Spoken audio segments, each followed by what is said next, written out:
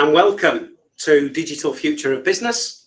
Some of you will know me from previous webinars, or maybe you've met me or had a conversation on LinkedIn. But my name is Stuart Payne. I'm the Strategy Director for Neo Technology. And today we're going to be talking about the digital future of business and what that means. So it's only 58 minutes to the hour at the moment. So we'll just pass some time for the next few minutes while we get everybody else into the room. So whilst we're doing that, I'd just like to say thanks to my team for helping me produce this. So thanks to Fran, thanks to Ahmed and Harry and Alina for helping me put this together. We haven't presented Digital Future of Business before, although there will be some common themes that have run through from other webinars. So let's just give it a couple of minutes. We've got Fran on the chat. So what would be really nice while we're waiting is all of you that are out there listening or watching, if you can go into the chat, whether you're on LinkedIn or whether you're on YouTube, and just let me know that you're out there, where you're from, maybe what the weather's like with you right now, because it's pretty stormy up this way. Had a bit of a journey getting into the office today because of flooding. So get some stuff into the chat and let me know where you're from, what the weather's like with you, or what would be great is actually let me know what you're looking to get out of the webinar, and then I can try and tailor some of the conversation.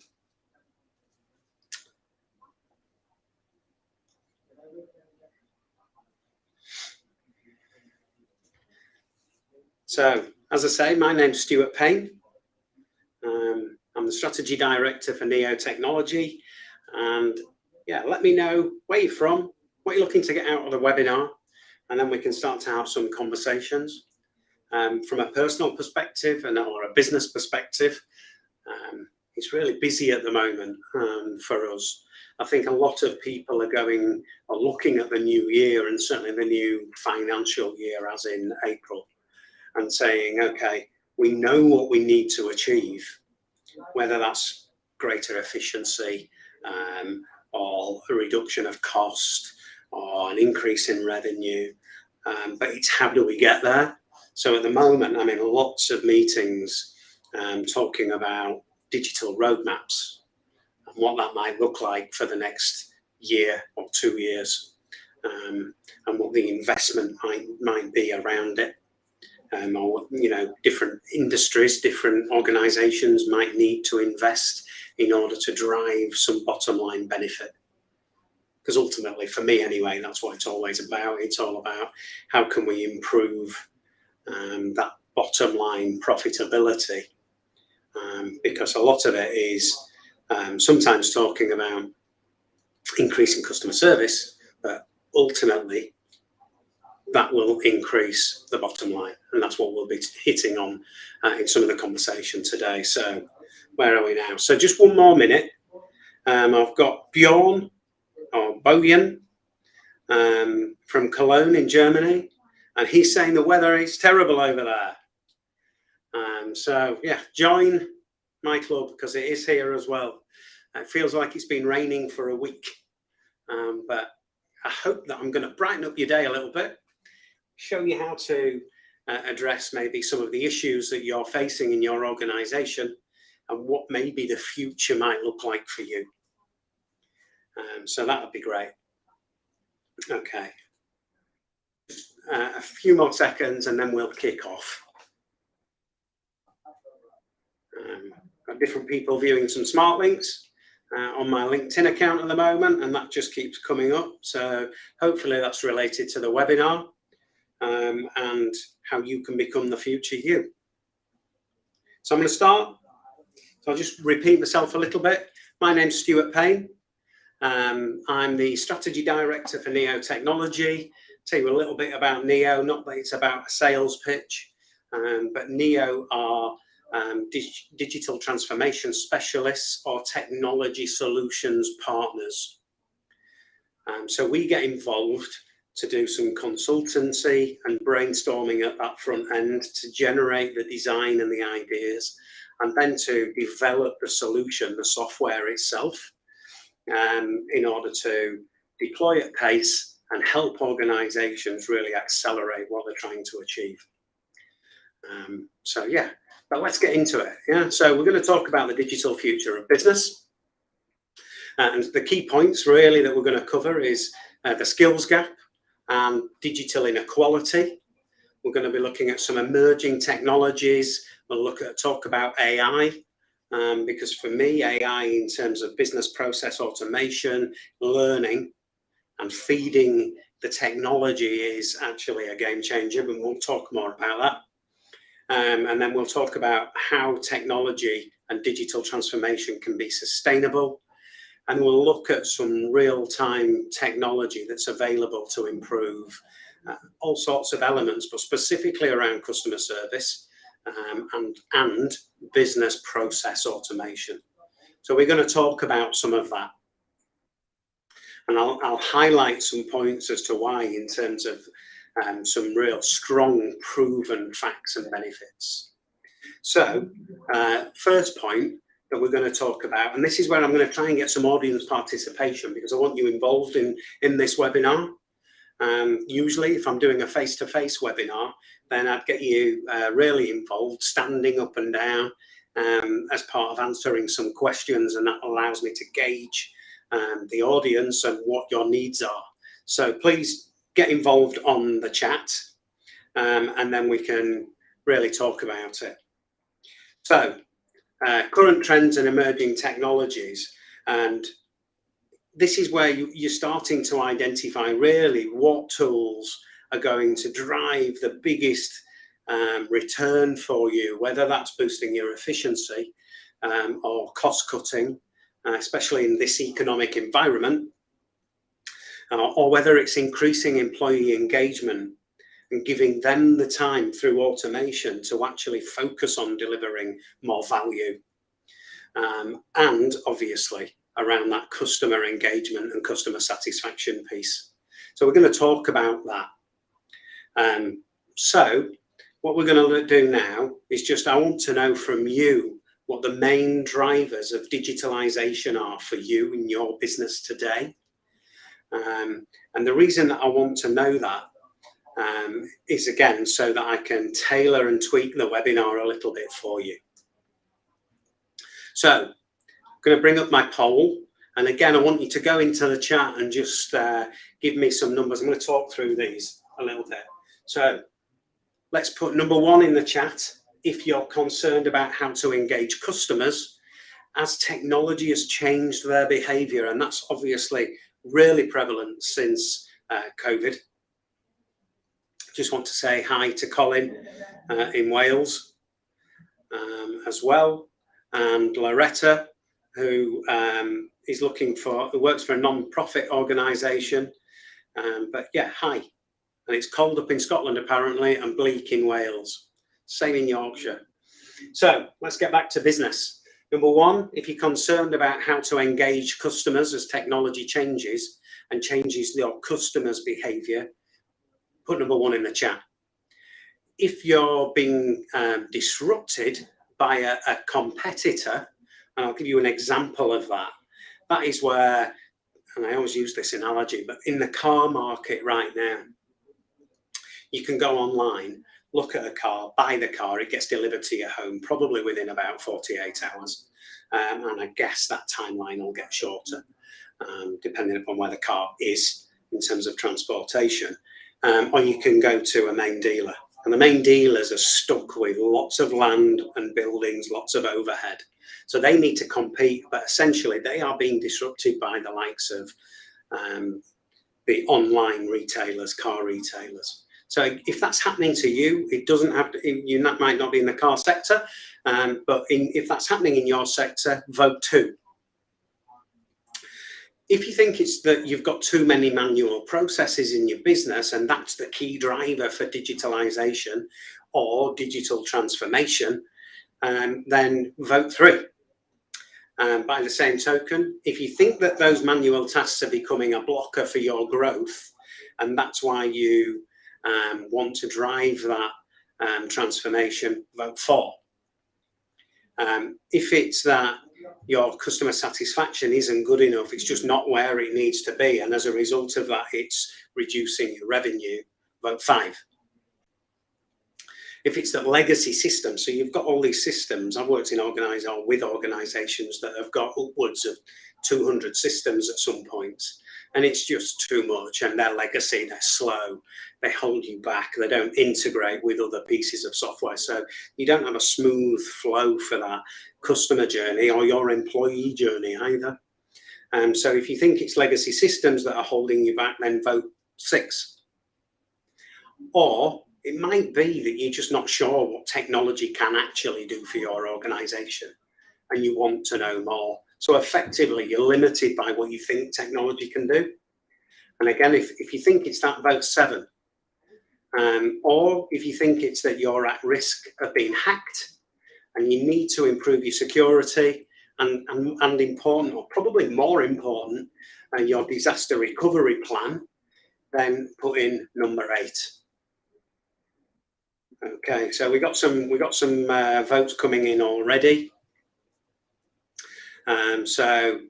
We've got cybersecurity is a key driver. We've got that their disruptors are disrupting their sector. We've got too many manual processes. So we've got all of these things now coming through, which is quite good. It means I can get into some conversation around some of those. So if you think about manual processes, and I don't know if any of you are using the Microsoft stack or if you've even got that far at the moment, but there are tools within that stack now that look at where you're clicking and monitor where your organization is clicking so that you can refine and take away the friction, those blockers within your organization to then start to automate and free up the flow. So that's quite an interesting one. And in terms of security, obviously, you can look at having Defender and Sentinel as part of your security measures online. But by the same token, you can also look at the disaster recovery piece afterwards. And that's really important because if you do get hacked, you're not going to know. Most of it is leakage from employees where they click on something they shouldn't have done, or someone sent them a phishing email and they clicked on that. And that can make your business haywire. So you need to have a system in place and a process in place where you can react really quickly.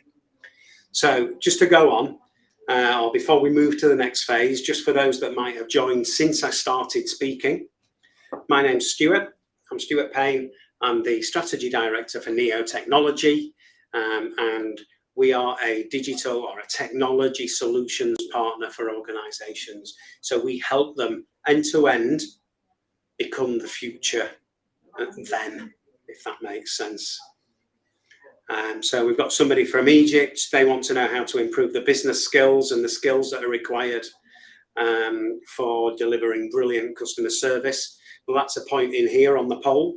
So we'll talk about some of that as we go through, and how to improve those skills, how to access that talent base that you might need in order to become the digital future. So as part of that, you're going to get frustrations along the way, and it's how to overcome those frustrations. So obviously, too many manual processes makes you inefficient. Yeah, or if you're not operating the right methodology, your change will be too slow. It might be that you won't get buy-in from key stakeholders, you know, the board or the budget holder. Or it might be that actually you just don't have the skill within your organisation. So then we have to work on how we can augment some skill into that business, into your organisation, to help lift the skill level and train the other people as you go along. By the same token, you might look at low code, no code. And certainly we're using that as a key driver to reduce cost because we can develop software solutions so much quicker. So we'll get into more of that. But there are 4 key stages.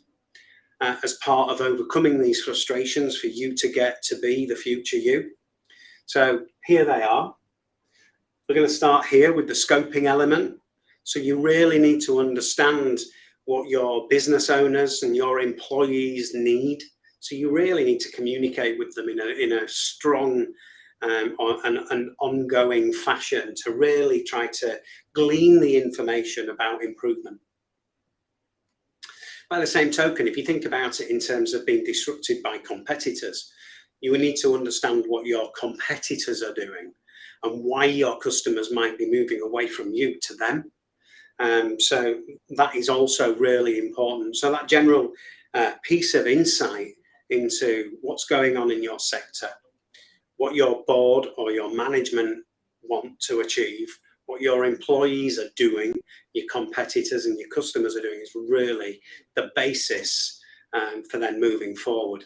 So at that point then, once you've got all that information, you can really start to look at how you can innovate, how you can disrupt your sector and start to design the solution. Now, if you haven't got the skills internally to be able to do that, obviously you can call on technology solutions partners, I suppose like NEO to some degree, to be able to help you go through this process. I've never really known anybody do it completely on their own because you just don't get that vision, that wider vision. But hey, in fact, put it in the chat if you've gone on your own and you've had success. I'd be interested to know. So once you've designed the solution, you can then start to develop that solution and start to deploy it, get it out into the market, do some trials, some prototyping. In fact, I'm building, or we as NEO are building some prototypes at the moment because we want to prove that the CX team or the UI, also that user journey is brilliant and simple to use because it increases adoption. And that way you'll drive more people to use the technology that you've invested in. And obviously you always want to evaluate what you've done on an ongoing basis. For us, and I'll talk about it a little bit later, but we operate in an agile DevOps process with that methodology in order to review every 2 weeks what we've been building in the previous 2 weeks and plan for the next 2 weeks so that we're constantly keeping it fresh. So I suppose really what it's a case of doing in terms of that, you know, how does technology and shape the future? Well, you've got to understand, I suppose what I'm saying here, the summary of this piece is that you need to understand which processes, what technology, and which processes in your value chain can gain the most. So we're just going to talk a little bit about that. And that's not just from digitalisation, it's from digital transformation as well. And I'll just explain actually before I move on, the difference between digitalisation and digital transformation. So digitization is looking at a specific piece or area of process and taking it from maybe a paper-based solution and putting it into a digital solution. So you fill in a form online rather than a piece of paper. And that piece of paper follows that journey all the way through. Transformation is a much bigger piece where you're looking at achieving much higher level strategic goals. So rather than just thinking about digitizing that process or that paper form and putting it online, it's actually looking and thinking outside of the box. Okay, what does that achieve for the rest of my business? Not just that one silo. I hope that you get that.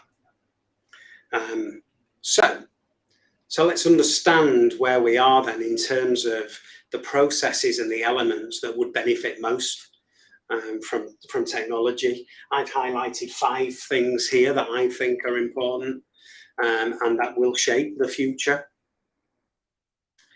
So if you think about remote workforce, that's where people are. They're all hybrid. Yeah, they're working within a blended workspace where sometimes they'll be at home, sometimes they'll be in the office, and sometimes they'll be working maybe with a client or a partner at their offices. And the benefit of technology here is that you can start to be seamlessly connected because you're working in the cloud. It's not on a local driver anywhere. It's in the cloud, and that improves the security, which we'll talk about a little bit in a minute. So having that connected workforce through technology is a key driver for the future for me, and having online processes. So that way it's shared documents, shared vision, it's shared process. And when I say shared, I mean not just within your department. So it's not about whether it's an accountancy element that you're looking at or a customer service element. It's that journey going all the way through your organization where they're sharing that one vision of the truth. That's what they see online. And the other thing that will become the future, or is becoming more and more of the future, and certainly as a part of Microsoft and the Power Platform, is being able to surface data and analyze it really quickly to give you a dashboard of reporting that allows you to make really quick decisions. And we do a lot of that kind of work where we're taking disparate pieces of data and bringing them together in a data lake or a data factory. So that's one composite place, maybe from different platforms and sometimes in different languages. But that within that data factory, then we can start to surface that data and show it in one dashboard. That's really important for making fast and efficient decisions, and clearly improve security, especially with hacking at the moment. Certainly within the housing association sector, it's prevalent at the moment in terms of people trying to hack people's systems. And if you've got 66,000 homes and a few 100,000 or 100,000 customers who suddenly can't pay their rent, that's a major issue. So look at that. Look at that from an improved security perspective. But it's really important that we talk about, if you do get hacked, how to fix it. And we're building solutions now around air gap. So we've got a sanitized version of the truth that if you get hacked, turn one off, turn one on, and start working again straight away. Now, through all of this process, if you think about whether you're talking about remote workforce, online processes, data analysis, improved security, it all impacts on your customer service. So if you line these things up, you will improve your customer service. And I'm going to share some stats with you in a minute that will show some real benefit in terms of what technology and the future can be like, because we've already taken some organizations to the future. Just bear with me.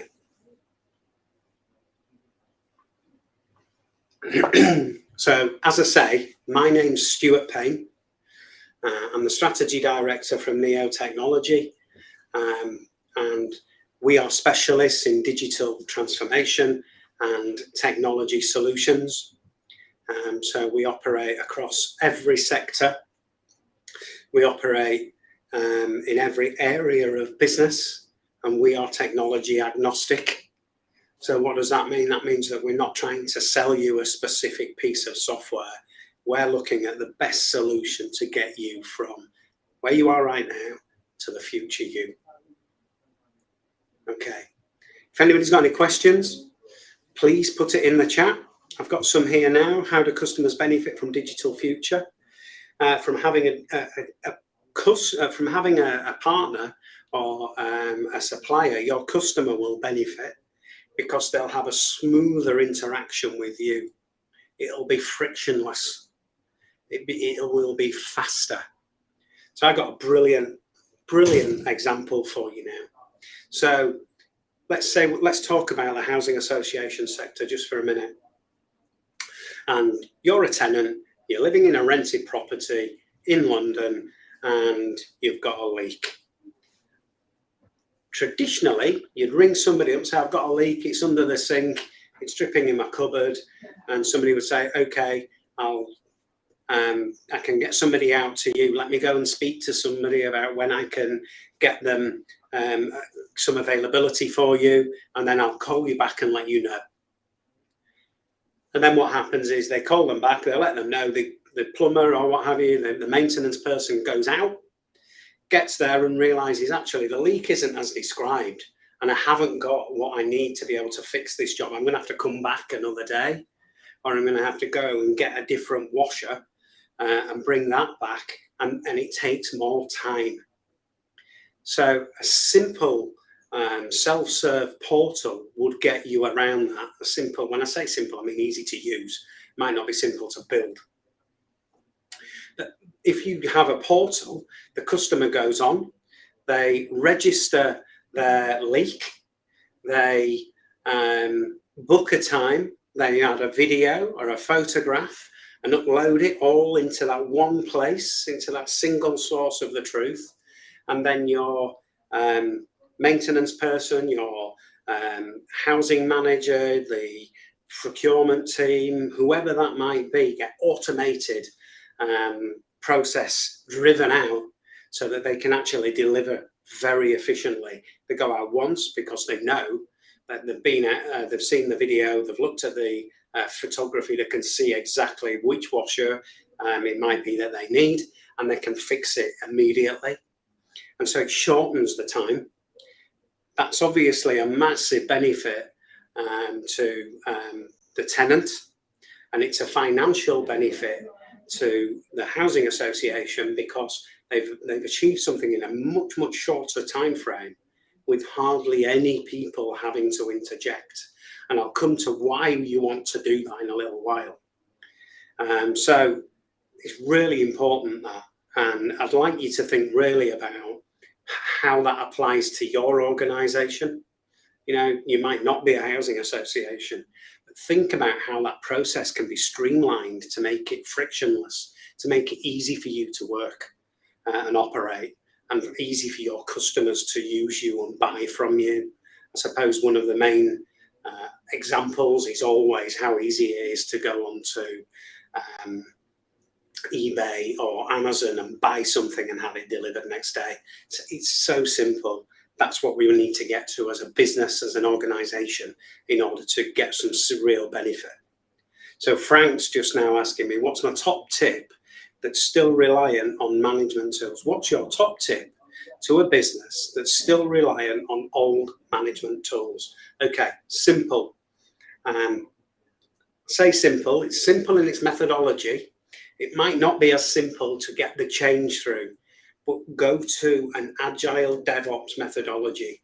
And I'll tell you why, because it highlights every day and every 2 weeks the benefit that you're delivering, the value that's going through your organization. So people recognize and realize what you are actually doing on a day-to-day basis and see that benefit. For me, that's really important. Let's just check, see if there's any others in here. How can AI make my business more efficient? I'm going to talk about that in a little bit. And how can it make you more disruptive? I'll talk specifically about AI in a little while. So we've just spoken about these elements and how technology can impact customers and colleagues, etc. We've spoken about how agile and that DevOps methodology can really overcome a business that's reliant on old management tools and styles. And I'll talk specifically about that methodology a little bit later, but look at agile. And if you haven't got the experience, talk to a partner who uses it. Talk to a technology services or a technology solutions partner who works with it, and make sure that they work with it. Ask their customers if that's how they operate. So many people say, oh yeah, I use agile, but they don't. Right, okay, quickly then. These are some of the benefits that you can actually get by utilizing a DevOps agile methodology, by using the right technology and the right future tools, or the tools that will take you to the future. And you can benefit from some massive cost savings, 38%. If you think about any organization who could drive that level of saving through, that would be significant and deliver true profit to the bottom line. If you think about having 68% of your customers using self-service, then again, that frees up employee time. It allows you to start looking at what you really can do to increase value, because your customers are self-serving in the system. And actually, and again, I've got another diagram which I'll share with you shortly. It shows you how all of those people who are able to self-service come down the filter and leave the people who really need support from you. And I'll show you that in a minute. And then obviously, if you're automating 50% of your processes, I wouldn't say that means that you need 50% less people. But what I think that it does do is it frees up time so you can start to drive real change and start to disrupt your sector. Coming back then, there are some warnings in here. So I'm just going to, in terms of change, highlight a few of those warnings and talk about how you can maybe navigate them and overcome them. So you might not know this, 62% of employees don't like being out of their comfort zone. That's not me that's saying this, or Neo. It's Deloitte, Forbes, Gallup, McKinsey. So it's real trusted research organisations that have published these figures. So you need to make sure that when you're developing, and I'll show you a little workflow in a minute to overcome some of this, but you need to make sure you're taking your employees, your colleagues on your journey, so that they feel able to either come out of their comfort zone or at least interact and make a difference by feeling that they're actually in their comfort zone whilst you're stretching them. Another one, 74% of employees feel like they're missing out on really vital or important information at work. And again, that's about communication. We'll talk a little bit about that. And then also 60% of employees always or often ignore emails. So what we're talking about here, and I spoke about this really in terms of common challenges in a different webinar, which you can see online. If you go onto our website and or YouTube and look us up, Neo Technology Solutions, you'll find them there. So common challenges and how to overcome them will help you specifically with these areas. But I'll highlight some points as part of digitalisation for the future and technology. So as I said, again, if we've got, now I can see on here, we've got more people joining. Just to reiterate, I'm Stuart Payne. I'm the Strategy Director for Neo Technology, and Neo Technology is a technology solutions provider, end-to-end. So we go through consultancy to develop and build, testing, and then go live. And it's a circular process for us, so we're always and constantly improving what you are trying to achieve. If you've got any questions, put them in the chat. Fran's manning the chat and she'll push them through to me, and then we can have a conversation, and I can tailor the webinar around the feedback or the information that you're putting through the chat. So we've spoken about some common pain points that you might not be aware of. But really, and I'll show you a little workflow, our 12 steps to overcoming some of this. It is about communication. It is about agile, so that you can see the incremental value on an ongoing basis. But how are we going to get you there? Well, we've got a document, which again, I'm going to share with you in a moment, but really consider what your current reality is. So let's say you've been disrupted and your revenue's falling. Write it down. Write down your frustrations that consumers or your customers are ringing you up all the time. And it means that you can't actually get things done. Yeah, make a list of all of those pains or issues, problems that are relevant and prevalent in your organization right now. And think about what the light bulb moment was when you realized that you needed to create action. And if you do that, then you can start to build out on what would satisfy your customers. Do that scoping element.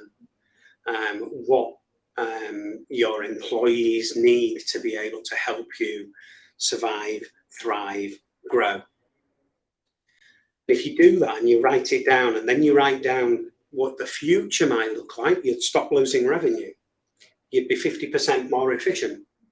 Your processes would be so much more automated, smoother and quicker.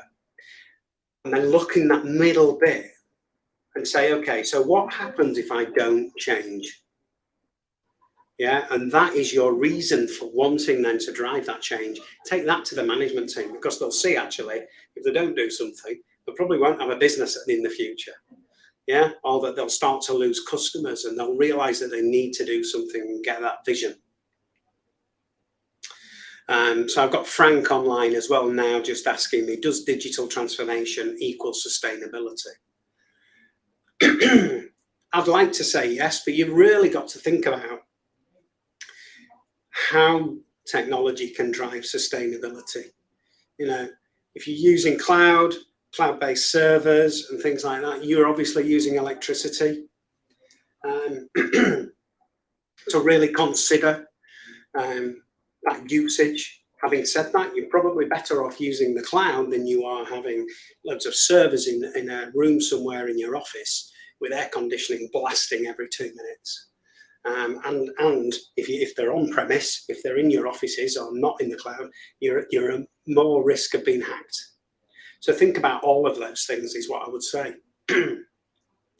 So we've built out a document and it draws out conversation for you within your organization and poses questions around this element, around what does it feel like in your current state when you're being disrupted whilst you're inefficient, but what might it feel like when you've made the change, and what is the reality if you don't make the change.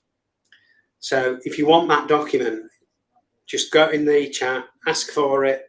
Fran or myself, one of the team will send you the document. And again, then, if even further than that, if you then need a conversation, just give me a call, reach out to me, DM me on LinkedIn. You probably know how often I'm on it, but a fair amount, yeah. And that's because we're trying to raise the profile, not just me. It's not about me, but we're trying to raise the profile of how we can add value and how we can help people as Neo Technology. Through technology solutions and being that partner, that collaborative force to help you drive forward. So if you want that, just ask for it, put it in the chat, DM me. So now we're going to talk a little bit about AI. If you've got any questions, again, put them in the chat, but let's talk about AI. And for me, AI is a game changer. I know it's been around to some degree for a little while now. But by using that intelligence to make decisions, to respond to customers, you're just accelerating the speed of service. It's really, it's really important. It will drive your organisation forward, and it's been accelerated. The adoption of it's been accelerated through COVID. But let's have a look at it. So it is bound by a lot of complexity and sometimes confusion. And it starts or causes real debate within organisations because some people have got bad experience, but B, then managing and looking at the workflow in order for the AI to actually learn is complex. And you really, if you've not got a business analyst or a process mapping specialist, you really are better off getting a partner involved to help you with that process, because it streamlines it and makes it into bite-sized chunks that are easier to map and therefore deliver. In terms of evolution, your business will go through an evolution phase if you adopt AI. But it is a learning or breathing piece of technology that allows you to be more efficient. Even if it's just building out the fact that you built out a rules engine in order to deliver responses to customers in an automatic fashion, so it's not a human-oriented thing, and then learn from the questions that are being asked and then improve the responses. That's going to have a massive effect. I'm going to tell you a story. So I was a week ago, I was watching The One Show. My wife loves The One Show. I don't know why, but there was a piece on there. One of the reporter was basically saying chatbots are rubbish, they let you down, and they don't help you as a customer. In fact, they were saying that they made certain retail brands look bad. And he started talking and interviewing people about it. And actually, they spoke nothing about the chatbot. What they were saying was that the process was wrong. So you need to get that process right in order to show some level of empathy for the chatbot, for the AI to learn and drive and nurture the conversation so that it's real, or it feels real, but it maximizes, absolutely maximizes your efficiency, and shows transparency. So, you know, there's some real benefits to AI. Again, if you've got any questions, put them in the chat. Fran is managing the chat. If you want any of the documents that we've spoken about so far, or you want to have a conversation with me, just reach out. So that's AI, you know, and we can talk in detail if you want, but yeah, we'd have to reach out and have a conversation for that. So now we're looking at inclusion. This is massive for me, because I'm really into the CX, the customer experience, and the UI, the user journey going through your organizations that use technology. I've got Bojan in Germany asking me about how do digital companies compare to traditional organizations. And I've got some stats on that, but one of them, key one, is that if you are digitally orientated or digital first, the stat from Hexagon or McKinsey is that you're 64% more likely to achieve your goals. And again, I've shown you that other screen where it's about efficiency and driving profit to the bottom line. But inclusion is all part of that, because you can develop simple to use solutions that almost anybody can use. And that's really important to drive adoption. If you think about our work and the work that we do with housing associations, the demographic is really broad in terms of young people living on their own, going through families and couples and elderly people or people with special needs. So we need to be able to deploy solutions that are really simple. I'll just show you. So we've built systems, as I say, that are simple to use and it's 80% of new customers using self-service and 70% across the board using self-service. And that is so significant in a business being able to focus on what it needs to do next to become the future, to be in the future. But essentially, you know, you look at what jobs require, you know, there's a definite lack of skill, and that skills gap needs plugging. It's how do you plug it? And by working with a true collaborative partner, it allows you to augment teams, so you can bring in specialist skill. So this is what Neo do in some instances for their customers, bringing the specialist skill and augment them into your customer organization. And then one brings the other up, and they share and collaborate on that journey, and they start to learn more. It's really important, because what we want to do is leave you with some tools when we built the solutions now that you can operate, that work, that get adoption. And it's an interesting statistic, isn't it, when it's saying that only 12% of people in the UK have got limited digital skill. You know, that's almost a scary thought, but it absolutely highlights the reason for brilliant UX. Yeah, and then if you think about everyday life, you know, it's saying here, you know, and these are not my statistics, these are published statistics from recognized sources, you know, saying that 22% of people lack the digital skills that they need to actually go through life. So we need to develop solutions that are inclusive, that are easy to use. We've made an ebook based on the digital future of business. So again, if you have any questions around that, or if you want to request it, just bob your in the chat, bob your name in the chat, or ask Fran in the chat for the ebook. DM me on LinkedIn. Fran's also on LinkedIn, and we'll send you the documents. Alternatively, you can go online and find them. They're on our website.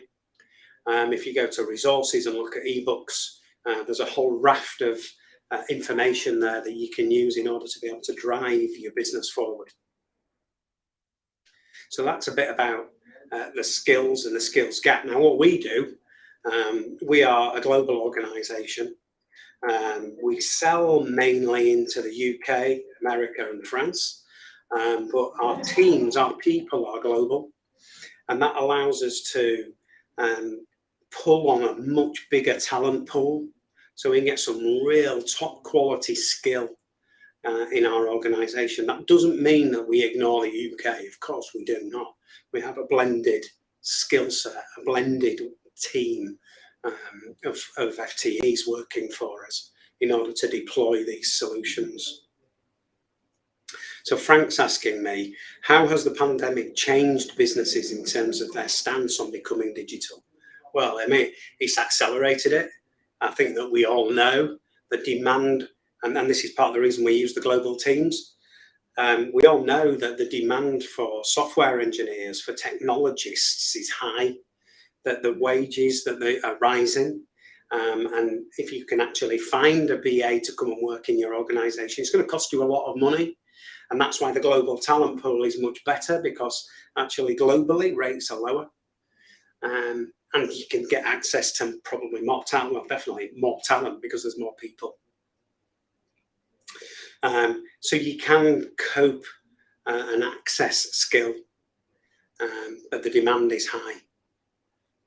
As I said earlier on, I think when we were waiting for people to actually join the webinar, I'm currently in back-to-back meetings planning with our customers, with prospects, what the future might look like and how we're going to get them there.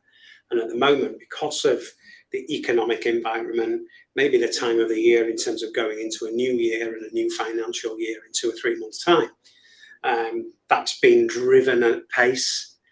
So we're working hard now to satisfy customers and prospects.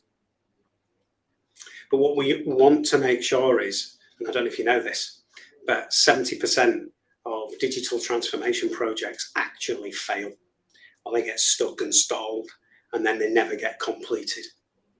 So it's really important you get the right partner, one that is open, collaborative, works in an agile or DevOps methodology, because that way you've got total visibility and transparency around what's being done. And if any changes need to be made, you're making them on a daily or at least every 2 weeks basis. I did a webinar a couple of weeks ago, and we were asking attendees of the webinar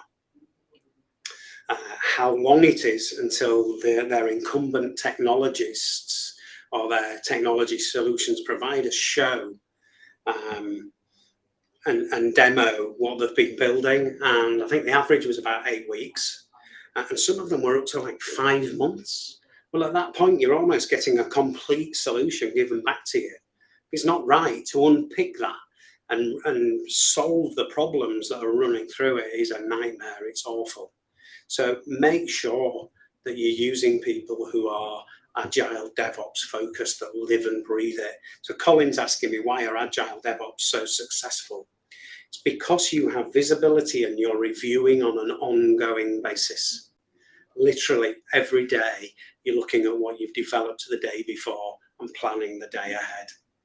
And so if you notice something that's, whether it's wrong in the UX, the UI, or whether it's wrong as part of the process flow and the coding, you can correct it on an ongoing basis. So you don't get to the end of your project and you've got loads of bugs fixing. You don't get to the end of the project and realize actually we built something that the customers are never going to use. That's why it's so successful. So I brought this back up again because I do want to just highlight, get these key stages right, and you'll start to actually accelerate and you will become the future. I've also added this slide in because I think it's really important. We were talking before about how employees don't listen or don't read their emails or don't want to come out of their comfort zone, and how we need to make sure that they are actively helping you to develop. So we've developed this 12 steps to success. And it starts really, and I've said it before, evaluate your current position. Make sure that once you've done that through the scoping elements, that you are getting management buy-in, that they've got the budget and they see the opportunity in terms of the return on investment, the savings that they'll make, the time savings that they'll make, the profitability falling to the bottom line. And close the skills gap. So get a partner who's cost effective, who has the right skill level to be able to help you remove the fear, focus on your communication, secure the employee buy-in, and enable that collaboration process in order to really start to be agile and get the goals and take action. Yeah, it's all on here. If you want this infographic, again, just ask for it. Frank again asking another question: how do digital first businesses compare with traditional companies in terms of their results? Well, I'll show you, but I would suggest heavily that those digital first companies are looking to be somewhere better, in a better place in the future. But I'll share again the outcomes that can be achieved. So once you've got all of this in a flow, make sure that by the time you get to that 12th step, you're evaluating what you've done, you're refining it, and you're scaling. And this is an ongoing daily basis, because that way you're showing true value. So I'm just going to show you an agile methodology, and it looks fairly straightforward, but so few people actually implement it. They talk about it but don't do it. Find a partner that absolutely operates this process. The speed of deployment will increase. The velocity, so that time to market, you'll just benefit so much, and you won't have a long backlog of issues or bug fixes, because you'll be fixing them on an ongoing basis. So we've just got another question in now around what digital solutions are the most popular. That's a really difficult question to answer, because it's totally down to your organization. It's what you need. So I would say, don't think about everybody's going that in that direction, because your business might not need to go in that direction. It might need to go that way first. But if you want some help, DM me, message Fran, put your details in the chat, and we can have a quick discussion. It costs nothing to share, and I'm more than happy to do that. So this is showing a typical agile methodology where we're operating and reviewing and building out every 24 hours, and then reviewing and demoing every 14 days. And it's showing you the people that are involved. So that is you, the customer. Potentially it's your customer in terms of getting feedback. So product owner, stakeholders, the users, that's what I've just said, your customers, your employees, your colleagues, your team members. Make sure that they're all bought in and are part of the process. And that's obviously managed by a Scrum Master. So that's a real skill to coordinate the teams in order to be able to deploy at pace, and make sure that you are constantly reviewing and overcoming any bugs, glitches, etc. And as I say, I don't know of many people that do this, but we actively, as Neo, invite you to those review meetings. One of the other things that you can really do from a cost efficiency perspective is take on the Microsoft stack, because it's seamless in terms of the way that it operates. It's fast, it's low code, no code. And so, we can come in and set up the ground rules, put the framework together, and then help train your team to help themselves. And there's a lot of that at the moment. So we've got a lot of people taking on this stack. A lot of customers and prospects have it, but they've not got a Microsoft partner who's skilled enough to be able to really deploy using the agile methodology. and so they're then getting stuck. So again, I'm going to keep saying it, but make sure you're the right partner. And the benefit of deploying no code, low code, the benefit of using seamless integration, the benefit of having sprint and agile methodology, the benefit of using and following the 12 steps is that actually we can prioritize needs. So your customers and employees can be automated. And here you can see we've got 80 and 68% overall using self-serve. Then we've got some that require assistance, and it might be remote assistance. It might be just on a telephone or a chat. I know certainly my kids prefer to go on chat than actually ring anybody up these days. Sorry, the air conditioning's blowing in here. And so that we can then start to come down the funnel and minimize the amount of people that we actually have to speak to, because they can help themselves by using the technology. This is a housing association example, but really what we're showing here from a if you're trying to help your customers, really what we're showing is actually you can really focus on those in need, those that need that one-to-one support, because the rest of these people can help themselves. It's not just can help themselves, they want to help themselves. And again, I know Colin, etc., were asking about the benefits of being digital first as opposed to traditional. They're here, they're significant. I would like to think that anybody can drive 5 and 10% to their bottom line by taking on digitalisation, digital transformation. So yes, Loretta, we can send you the stats, that's no problem. If anybody else wants them, just go on the chat, ask Fran if she can send you whatever information it is that you need, whether it's the stats, the workflow, the future you document, etc., etc. And again, we've written an ebook around success with digitalisation. Go on, ask Fran, DM me on LinkedIn, send me an email, whatever method of communication you prefer, reach out to us, we'll send you the information. And that's because ultimately what we really want you to do is get ROI, a return on investment, and that will enable you to keep reinvesting to become the future, the next generation of businesses that are really supporting their customers. That's what we want to help you achieve. Okay, we've got 5 minutes left. I know I've been answering some questions as we have been going through the webinar, but please, if you've got any questions, put them in the chat and I'll try and answer them to the best of my ability.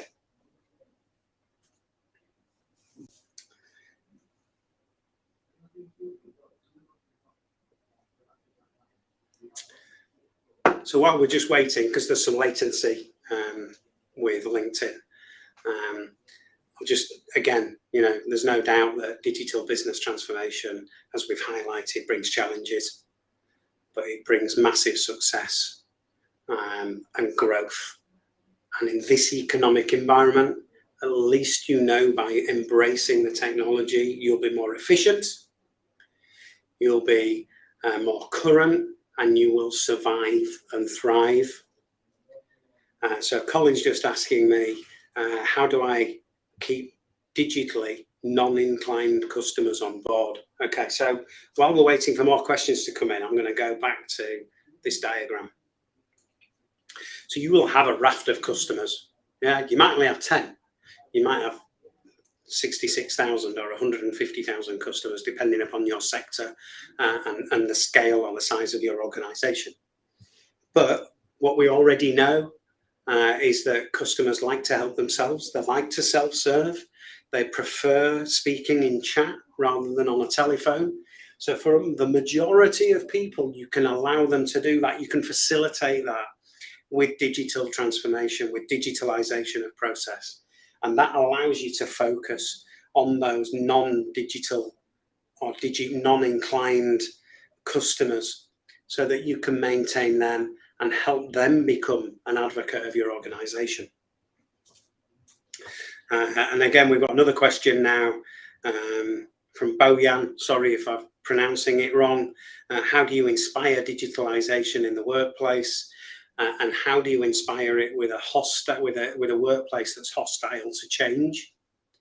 It's incremental change.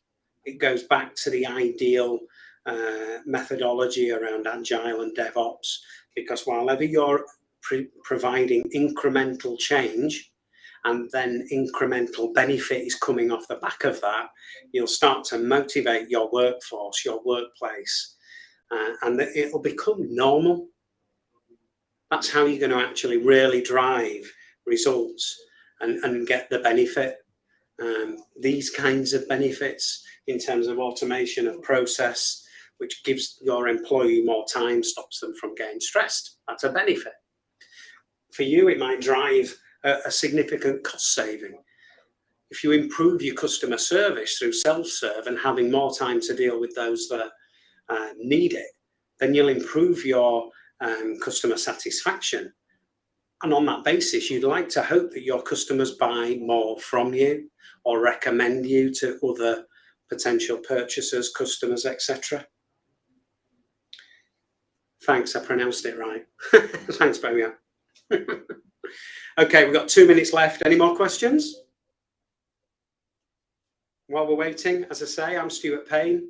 I'm the Strategy Director at Neo Technology. We are a technology solutions partner.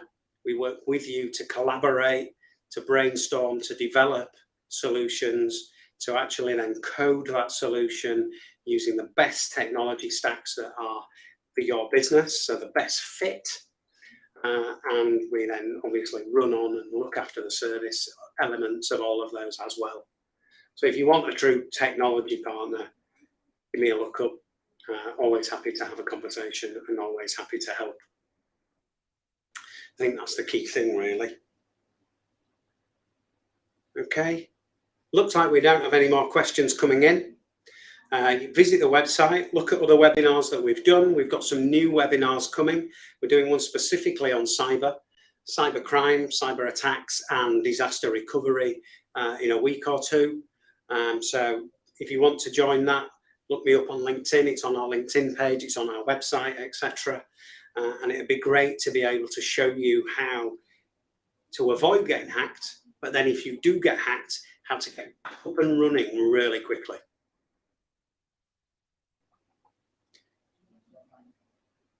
Just see if there are any more questions. I have no more questions. Okay, thanks very much, everybody. Have a lovely evening. And again, if you need us, reach out. Thank you.